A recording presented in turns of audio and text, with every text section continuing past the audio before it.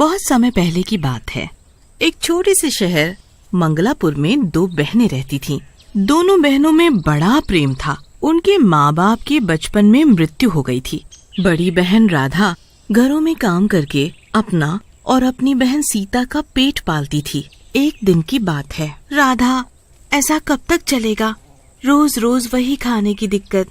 ना ही हम सब ठीक से खा पाते हैं और ना ही पहन पाते हैं। पर मैं भी क्या कर सकती हूँ बहन, मुझे इस काम के अलावा और कोई काम भी तो नहीं आता। राधा, क्यों ना मैं भी तुम्हारे साथ घरों में जाकर काम किया करूँ? खबरदार, अभी तेरी पढ़ने लिखने की उम्र है और तू घरों में जाकर काम करने की बात कर रही है। अरे, मैं तुझे पढ़ा लिखा कर टीचर बनाना चाहती हूँ। राधा की बात सुनकर सीता चुप हो जाती है। वो कुछ नहीं बोलती और जाकर चुपचाप सोने चली जाती है। क्या करूँ इस लड़की का, ये तो कुछ समझती ही नहीं। मैं तो इसे पढ़ाना लिखाना चाहती हूँ, पर यह है कि काम करने की जिद कर रही है। और अगले दिन, सीता, सीता, मैं काम करने जा रही हूँ, तुम अपना ध्यान रखना और किसी को भी घर में मत आने देना। ठीक है राधा, तुम आराम से अपने काम पर जाओ। राधा अपनी मालकिन के घर काम करने जाती है। घर का काम करके वो शाम को अपनी मालकिन से पैसे मांगती है। मालकिन जी, मुझे कुछ पैसे की जरूरत है, मुझे कुछ पैसे दे दो। अरे, अभी तो तुझे परसों ही पैसे दिए थे, फिर तुझे इतनी जल्दी पैसे की क्या जरूरत पड़ गई?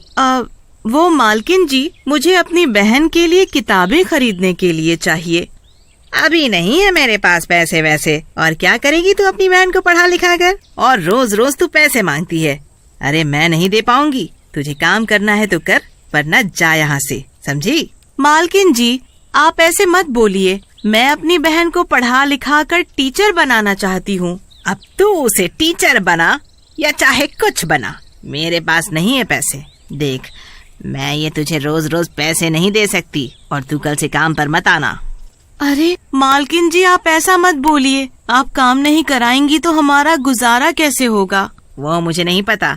अब तू जा यहाँ से, चल निकल, चल फुट। राधा वहाँ से उदास मन से जब शाम को काम करके लौट रही होती है तो वो पूरे रास्ते यही सोचती आती है, जब सीता मुझसे पैसे मांगेगी तब मैं उसे कहाँ से दूंगी और उसे कैसे बताऊंगी कि मालकिन ने मुझे काम से निकाल दिया है। राधा ये सोचते सोचते वहीं रास्ते में एक पेड़ के नीचे बैठ जाती है और रोने लगती है। राधा जिस पेड़ के नीचे बैठी रो रही होती है, उसी पेड़ पर बैठी चुड़ैल राधा को रोते देख रही होती है। तभी चुड़ैल राधा के सामने आ जाती है।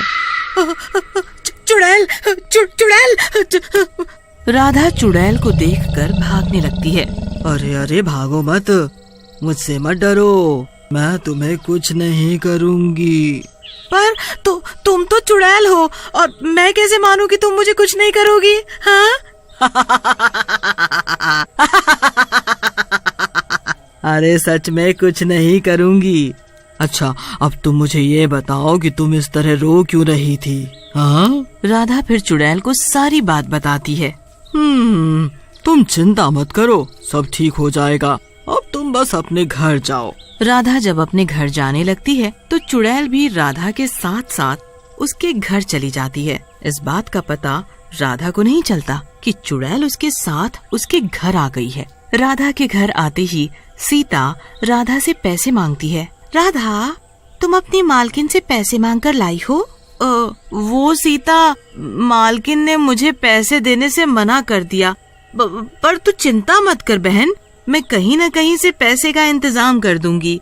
राधा ने मन ही मन सोचा कि मैं सीता को कैसे बताऊं कि मालकिन ने मुझे काम से निकलवा दिया है। राधा, क्या बात है, आज तुम कुछ उदास लग रही हो, कुछ हुआ है क्या? राधा सीता की बात सुनकर रोने लगती है।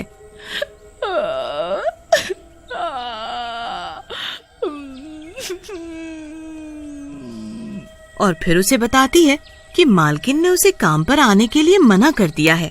तभी राधा सीता से कहती है, अच्छा तू ये सब छोड़, मैं तेरे लिए कुछ बना कर लाती हूँ। राधा रसोई में जाकर देखती है, अरे रसोई में तो कुछ भी खाना बनाने के लिए नहीं है, सारा सामान खत्म है। अब मैं सीता को क्या खिलाऊंगी? तभी राधा रसोई में ऊपर रखे डब्बे को उतारती है तो देखती है उसमें थोड़े से ही चावल रखे थे, जिससे कि सीता का पेट भी ठीक से नहीं भरता। मैं सीता को यही बनाकर खिला दूंगी। राधा सीता को वो थोड़े से ही रखे चावल बनाकर खिलाने जाती है। ये ले सीता, आज ये चावल खाकर ही काम चला ले, आज ये ही है। सीता देखती है कि राधा अपनी थाली नहीं लाई। राधा, तुम्हारी थाली कहाँ है? राधा कुछ नहीं बोलती तो सीता सब समझ जाती है और वो चावल में पानी मिलाकर आधा राधा को दे देती है और आधा खुद खाती है। खाना खाते खाते राधा रोने लगती है। राधा, तुम रो मत, हम दोनों कुछ न कुछ तो करेंगे जिससे कि हम पेट भरकर खाना तो खा सके। तभी सीता के दिमाग में एक आइडिया आता है। क्यों ना तुम मेरे स्कूल के बाहर चिली पोटैटो बेचो? मेरे स्कूल के पास ही एक आंटी खाने पीने की चीजें बेचती हैं। उनकी बड़ी कमाई होती है, तो तुम भी स्कूल के बाहर चिली पोटैटो बेच सकती हो। पर तेरे स्कूल के पास चिली पोटैटो बेचना ठीक रहेगा? तुझे अजीब नहीं लगेगा? नहीं राधा, मुझे क्यों अजीब लगेगा? तो फिर ठीक है, कल से मैं चिली पोटैटो बेचूंगी। फिर दोनों बहनें खाना खाकर सो जाती हैं। आधी रात में सीता का पेट न भरने के कारण उसे बहुत जोरों से भूख लगती है। राधा, मुझे बहुत जोरों से भूख लग रही है। मेरा पानी वाले चावल से पेट नहीं भरा। लगता है आज तो पानी पीकर ही पेट भरना पड़ेगा। राधा रसोई में पानी पीने जाती है और वो उधर जाकर देखती है कि रसोई में विभिन्न प्रकार का भोजन रखा है। राधा खाना देखकर बहुत खुश हो जाती है और दोनों बहनें पेट भरकर खाना खाती हैं और सो जाती हैं। और अगली सुबह राधा सुबह जल्दी उठकर चिली पोटैटो बनाने की तैयारी करने लगती है। जब चिली पोटैटो बनकर तैयार हो जाता है, सीता, मैं चिली पोटैटो बेचने जा रही हूँ, तुम समय से स्कूल चले जाना, ठीक है? ठीक है राधा। राधा स्कूल के बाहर चिली पोटैटो बेचने लगती है।